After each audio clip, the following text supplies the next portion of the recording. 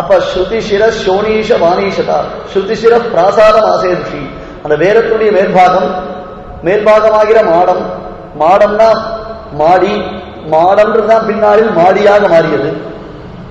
அதில் விளங்கக்கூடிய தீபம். இது யாருக்கு ரொம்ப பிரியமானது, யார் இதை ரொம்ப ரசிக்கிறாங்க? திருப்பார்கடலை கடையும் பொழுது மகாலட்சுமி அவதரித்தார். அந்த மகாலட்சுமி இடத்துல ரொம்ப வியாமோகத்தை உடைய தாமோதரன், தாயை குடல் விளக்கம் செய்த தாமோதரன் பெறுவான்.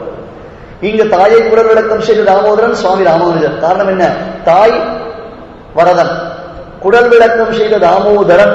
தாமோதரன்னா தாம்னா உதரே பத்தா, சூத்திரேன பத்தா, பிரம்மசூத்திரங்களினாலேயும் குணம் என்னும் கற்றினாலேயும் கட்டுப்பட்டு இருப்போம்.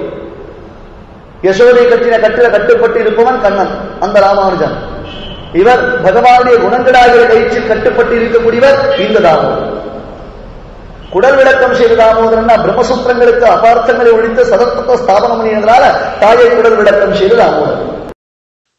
இந்த மாதிரி இன்ட்ரெஸ்டிங் விஷயங்களை நீங்க தெரிஞ்சுக்கணும் அப்படின்னா ராமானுஜ பாவை திருப்பாவை உபன்யாசம் இந்த டிசம்பர் 2024 16th டிசம்பர்ல இருந்து நடந்துட்டு இருக்கு. அதை நீங்க கேட்கணும்னா ஏபிஎன் சுவாமி யூடியூப் சேனல்ல மெம்பர்ஸ் ஆகி மெம்பர்ஸ் ஒன்லி கண்டென்ட்டை என்ஜாய் பண்ணுங்க.